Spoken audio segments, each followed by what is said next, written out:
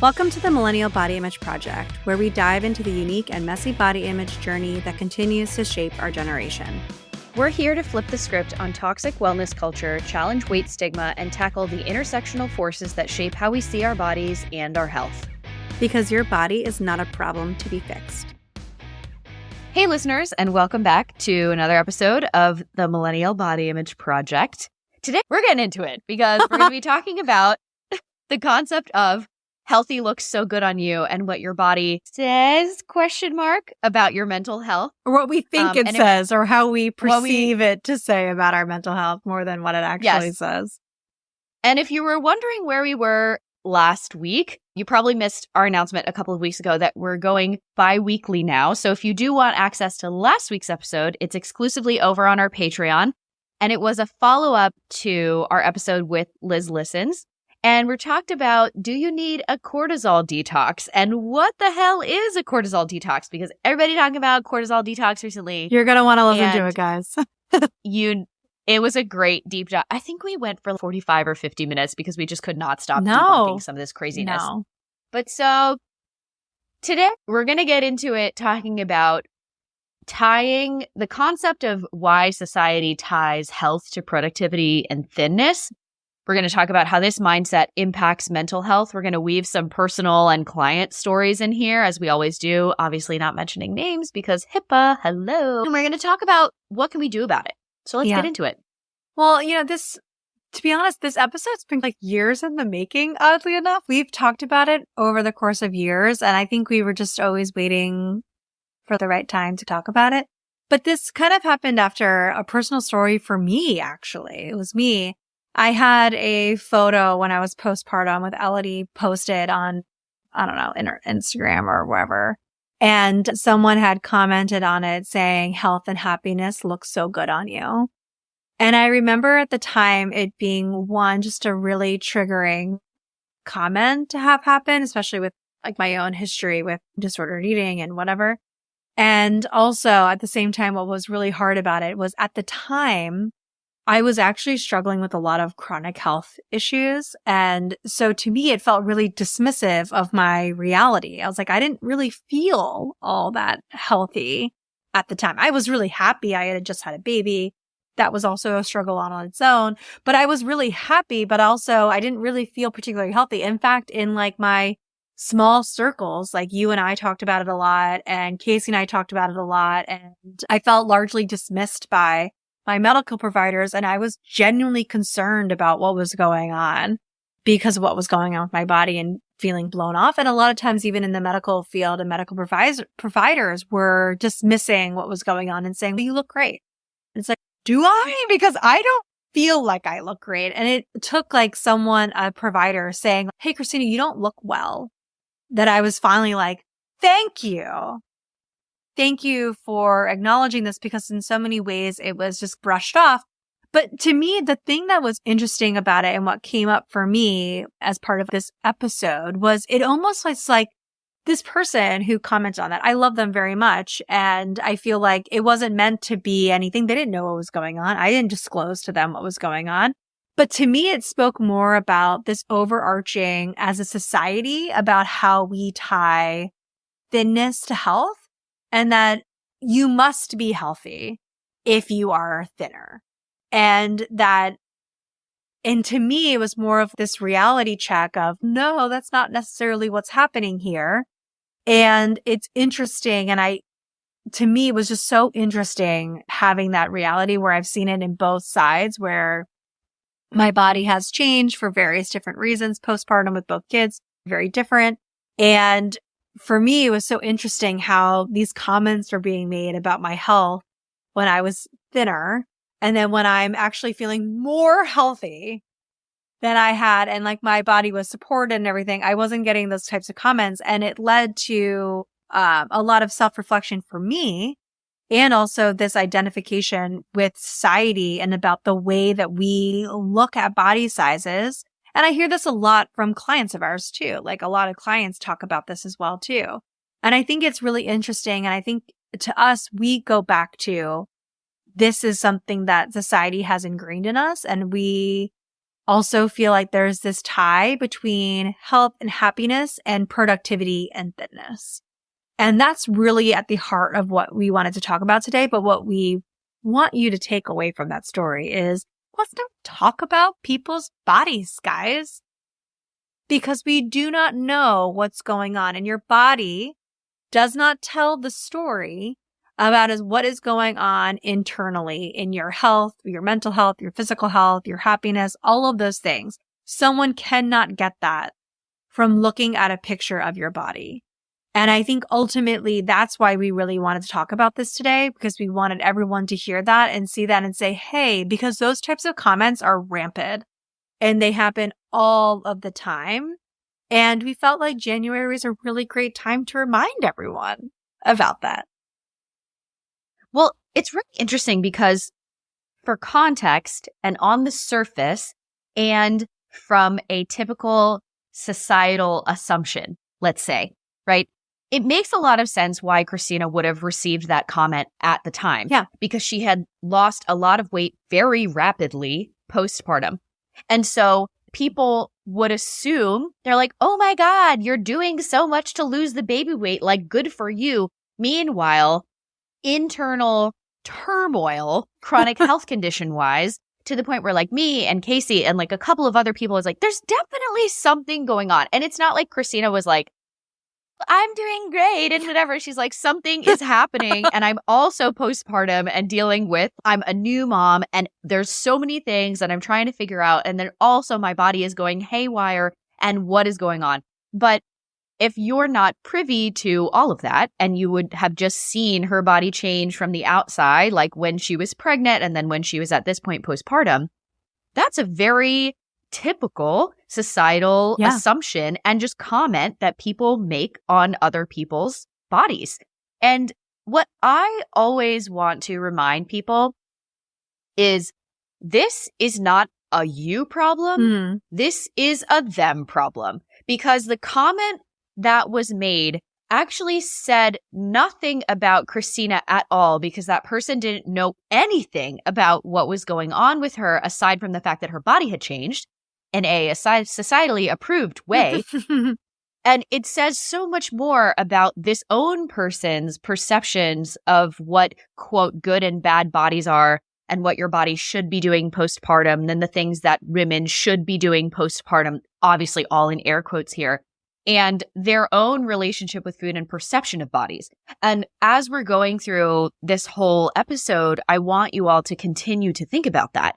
Is even when comments are made about other people, or you're having these judgments on yourself, or you're like, whoa, why am I judging other people for this? This is not a you thing, or this never originated as a you thing. And so part of what we're going to be looking at is, where do these kinds of assumptions and comments and thoughts come from? And how can we unpack that and then also start to redefine it for ourselves so that our health and our happiness does not feel as tied to our body size, because it shouldn't.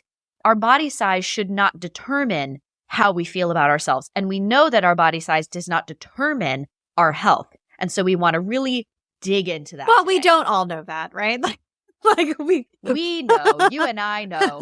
We are trying to spread the message. and at the time, thank goodness, I already believed that and knew that and was like identifying with that, because if I had heard that comment 6 years prior to this situation or whatever, it could have been incredibly triggering. And for most people out there, it could really spiral you into ED behaviors pretty intensely and at a pretty rapid rate.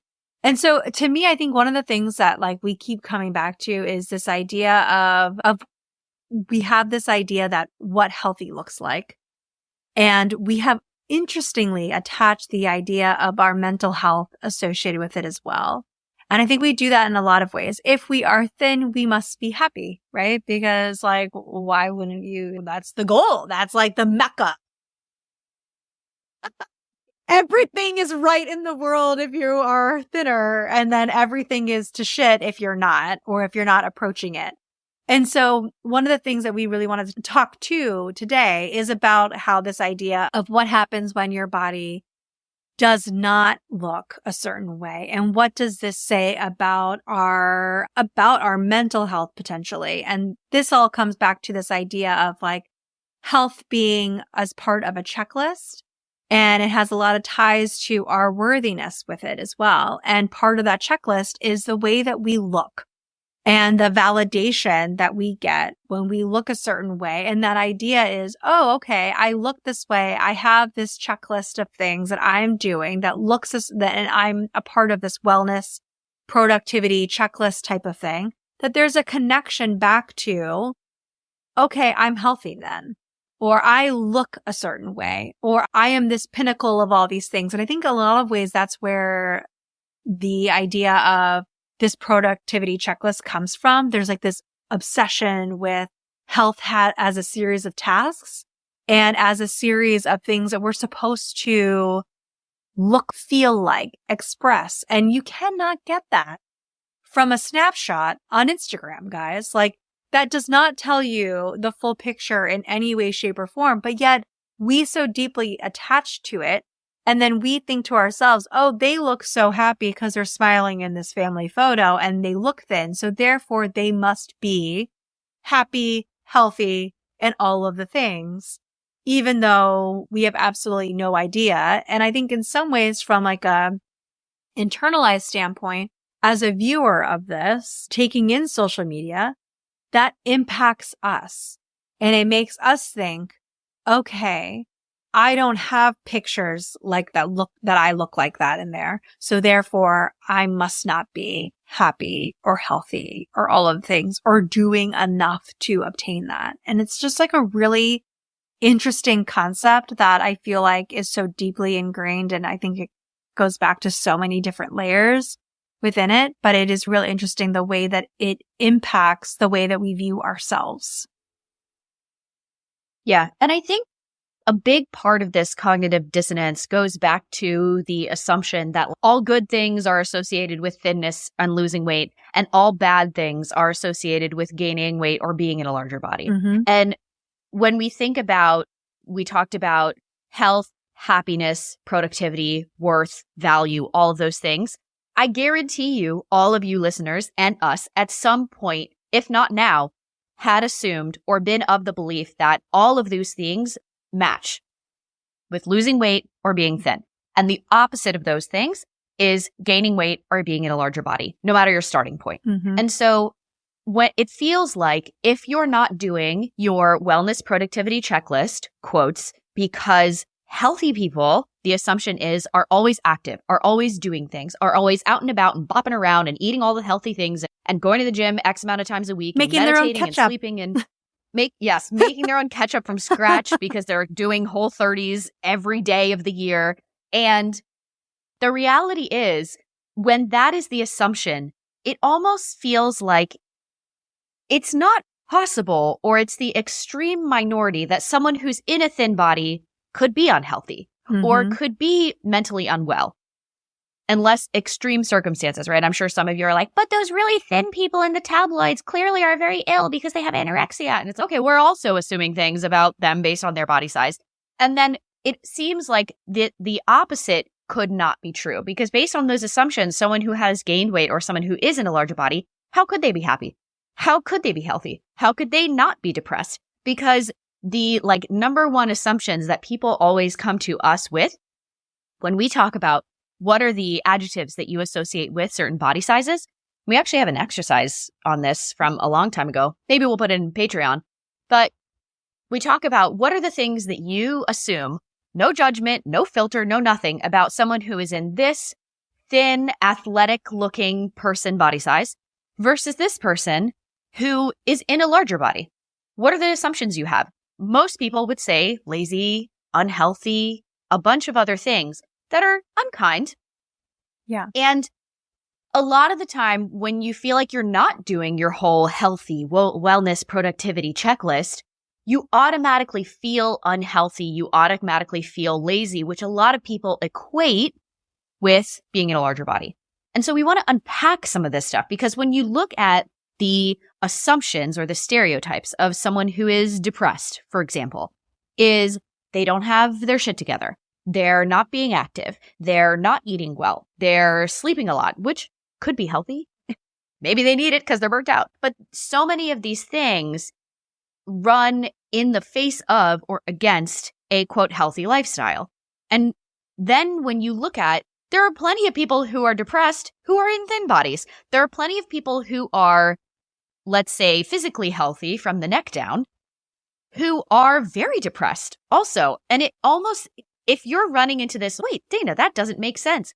Yeah, that's why we're talking about it, because the assumption is if you are well or you look well by these assumptions, then how could you have anxiety? How could you have depression? How could you have all of these other things? It seems like there is a disconnect there. And it is possible. And we have some other client stories that we're going to go into. But do you want to add anything there, or do you want to go into health blindness? Well, I think the thing for me to drive home this idea is that there is this ingrained societal belief that if you look good, you feel good. And if you don't, you fake it till you make it.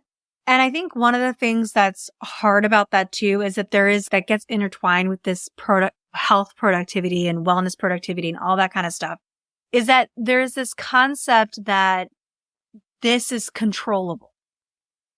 Our outward appearance and size is something that is controllable. And therefore, if you're not controlling it, then you are lazy and you're not doing all of the things and you should walk more and all the other shit that they tell you. And so for me, I think that's where this health blindness piece comes in for people too, is that people assume that they're doing fine, even though that someone could be really struggling based solely off of the way someone looks. We don't dig that much deeper because in society, like I think also too, like in society, there's like a lot of negativity about even asking about people's mental health or how people are doing or what's going on. It's, oh, you keep that to yourself.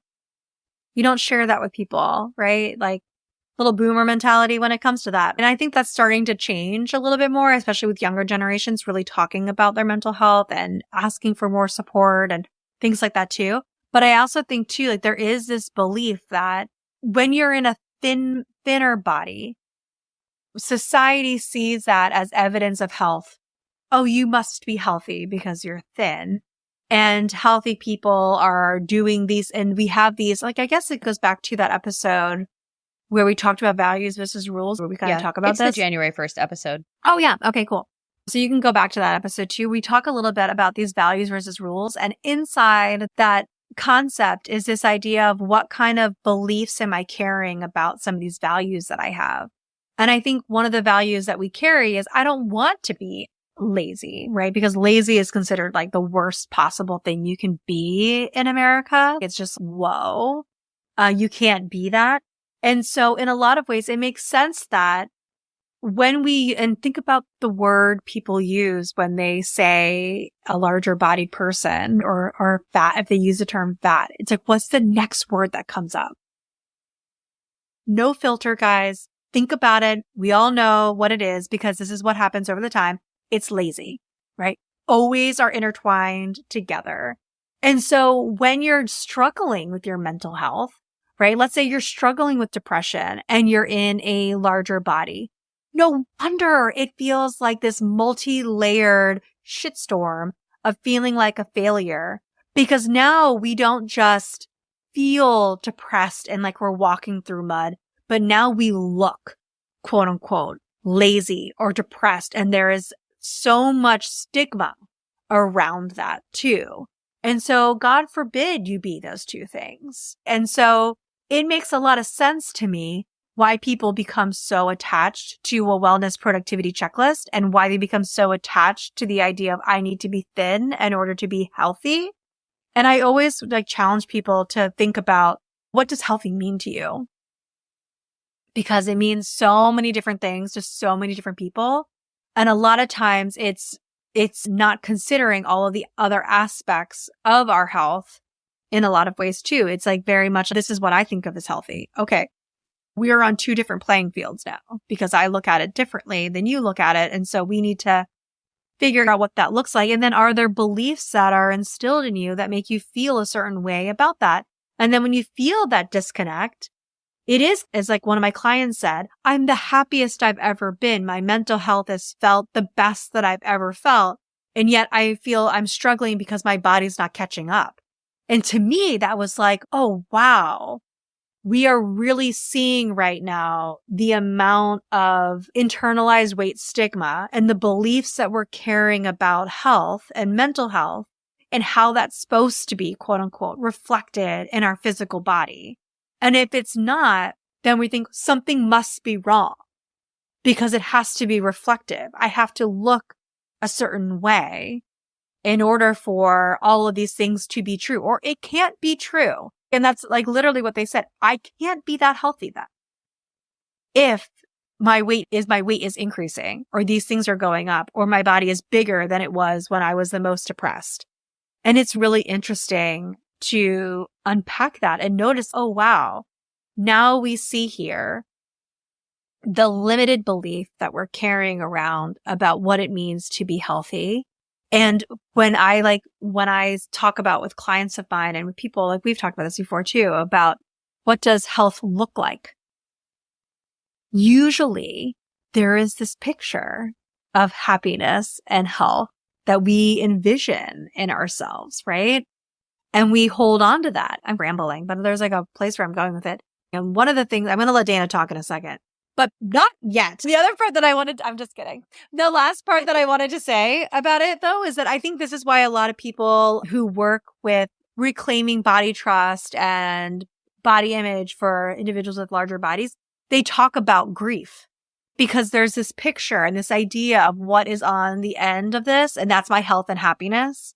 And we feel like we have to grieve this because there's this look that we associate with that we're like, oh, I'm not going to have that.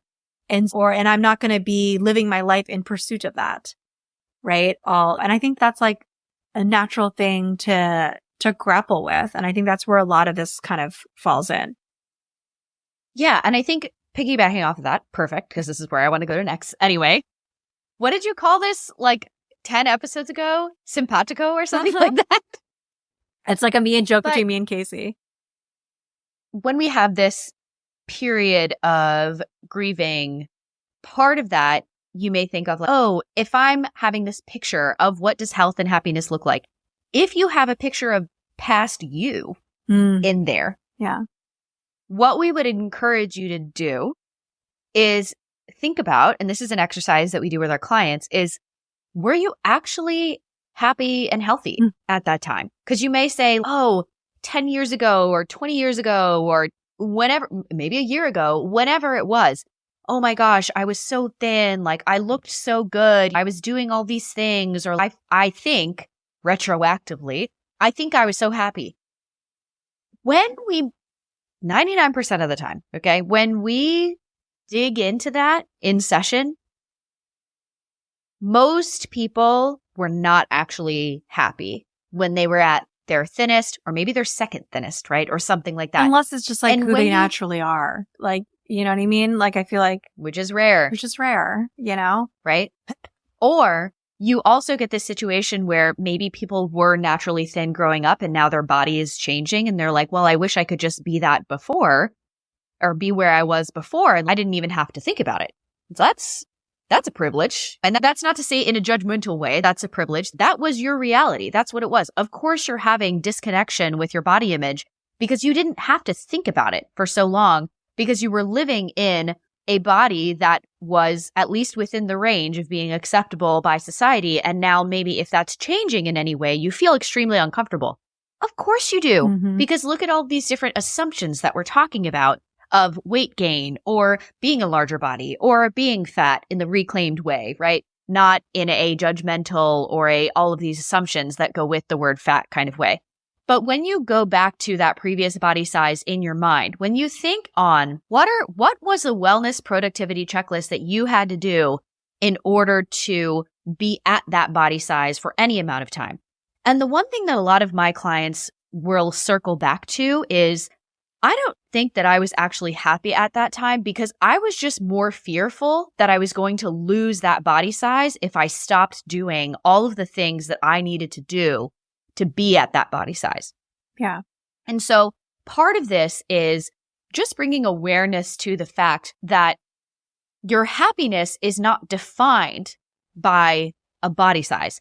Your mental health is not defined by a body size. Just because you gain weight does not mean you're automatically going to be depressed. But I think that is the assumption. And that's why your client was having that disconnect, is when we assume being in a larger body or gaining weight means that I am unhealthy, that I am lazy, that I am depressed. If you are actually feeling happy and not depressed, and you have gained weight or you are in a larger body, it feels like cognitive dissonance. What do you mean? I'm not going along with the assumptions that I've had for so long because of these beliefs that I have assumed or that I've absorbed from society. And it's a very weird situation to be in. And speaking of laziness, because while we were writing this outline, we ended up writing an entirely other outline. Yeah, we can't not talk about laziness.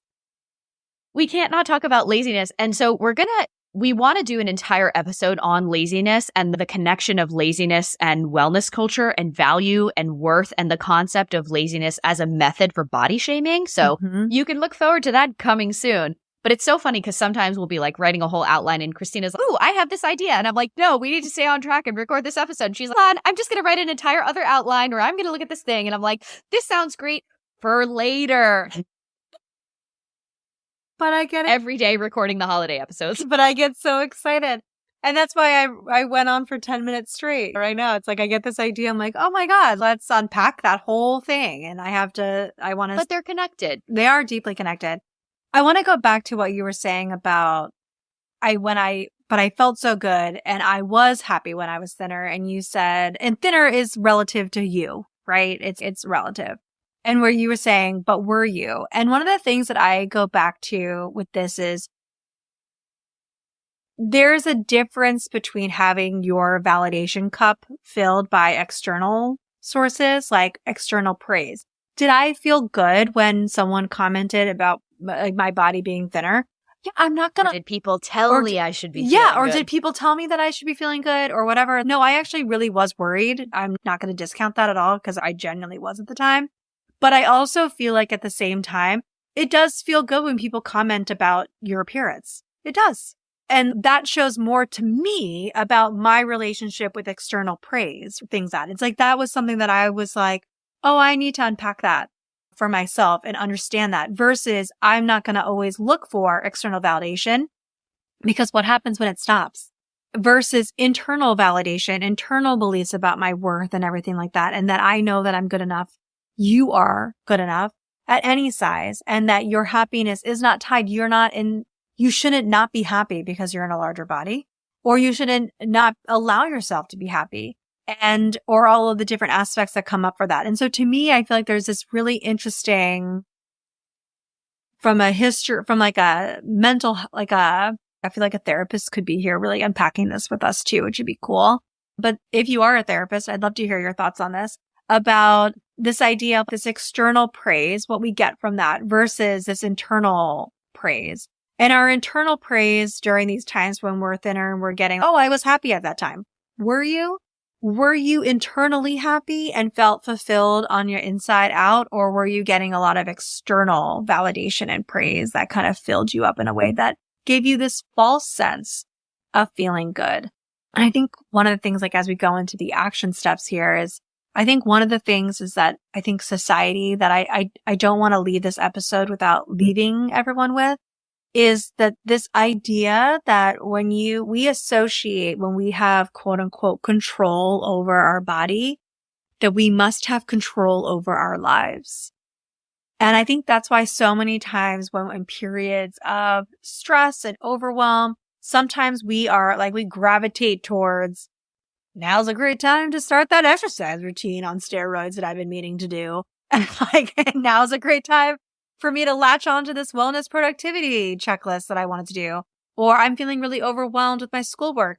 Now's a great time for me to do that crazy 75 hard.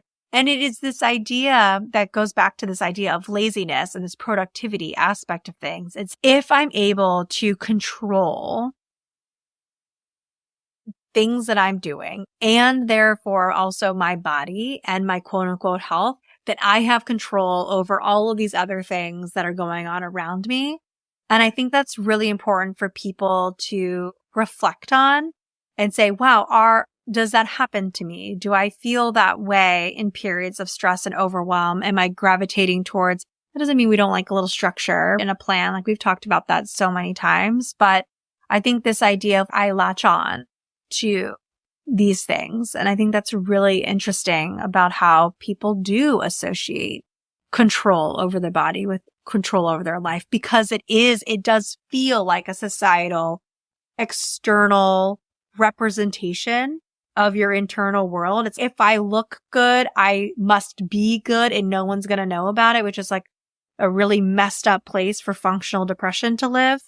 And eventually it does spiral. And I think it also keeps people from seeking support because no one notices, right? Like they don't notice, they don't ask. And also too, for you seeking support and getting support from other people. Because on the outside, like I must not be doing so bad because I'm able to do all of these things and I look good and I feel good. So everything must be good and it must all be in my head and I just need to relax. It's, oh no, actually, you sound like someone who's struggling. Yeah. And I think that attempting to control your body or engage in these behaviors, like specifically controlling your food or micromanaging your exercise and stuff, can on the one hand be a coping tool for trying to deal with mental health stuff, and also a defense mechanism, because it can feel like, at least if it looks like I have my shit together, people won't worry about me. They won't be concerned about me to a certain degree. And it's funny because when you're a gym person, or if you engage with exercise in a intentional way, a lot of people are like joking around saying, oh, I'm here for my mental health, which is a whole spectrum of things. Of course, exercise improves your mental health, the endorphins and all the things.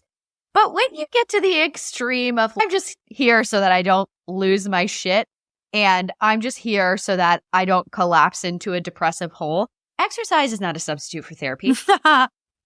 It can be a great supplement to therapy, right? And exercise can do a lot for your mental health, especially during seasonal affective disorder times like we're in right now. However, it's not a substitute for therapy. And we just want to validate that there's a lot of different ways that you can approach this conversation, and people are coming into this from a lot of different sides.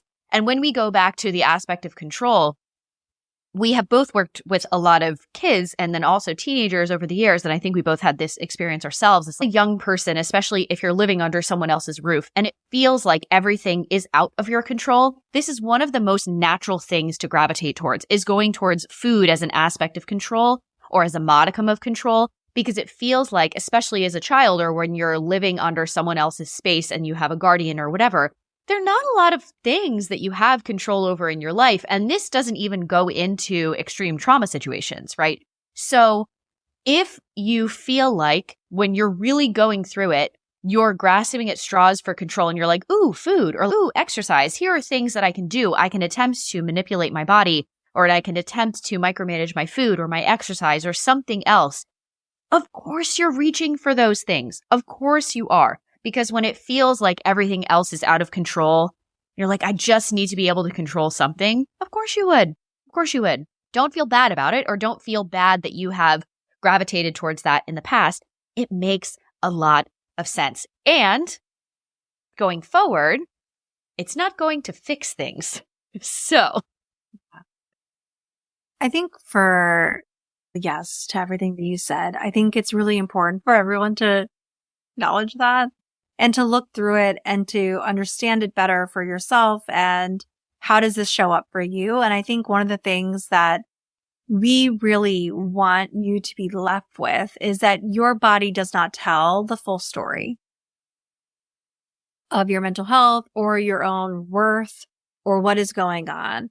And although that society equates thinness with happiness and health, it does not tell us that story. We cannot understand that story. We need to be talking about it and sharing it and things like that. And I think that's why I feel like it's so important for us to genuinely start to ask ourselves, what makes me feel good? What makes my body feel supported?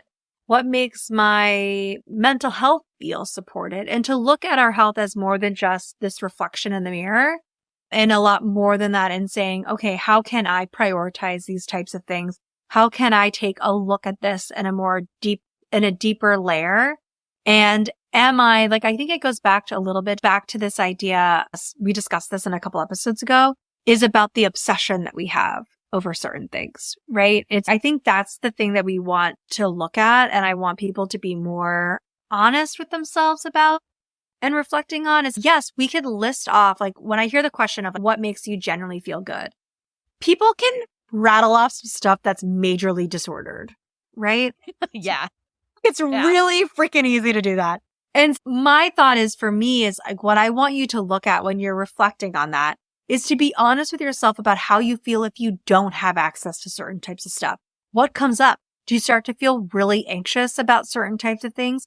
That to me leads, like, what's my anxiety level if I don't have access to certain stuff that makes me feel good? And that might give you an indication of, like, how tightly we're connecting to that wellness productivity checklist and how deeply we are connected to, I can't prioritize rest, or I don't really show myself a lot of self-compassion, and I have to look productive, because those are things that help me feel good about myself or within my body, or make me feel valid to have the body that I have, whether it's larger or thinner. You find validation in being productive. And I think, like, when we start to look at that a little bit more and question that, and that only can happen from yourself, like internally within your own little world of being honest with yourself, and then saying, okay, here we go. I have to look at these things. This is what's showing up for me. And then how can I seek out more support or create that intentional flexibility that we talked about, I think, in the January 1st episode? How can I bring that in here?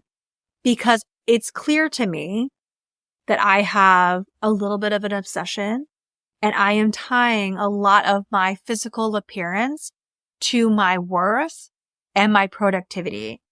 And the word lazy carries a very heavy cultural weight and has very deep ties to body shaming, moral beliefs, and societal expectations, which is going to be a whole nother episode.